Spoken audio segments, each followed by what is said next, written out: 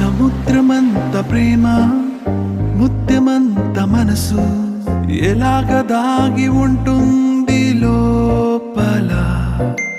ఆకాశమంత ప్రణయం చుక్కలాంటి హృదయం ఇలాగ బయట పడుతోంది లాంటి ప్రాణం నడి మేఘానితో ప్రయాణం. ఇక నా నుంచి నిన్ను నీ నుంచి నన్ను తెంచలేదు లోకం.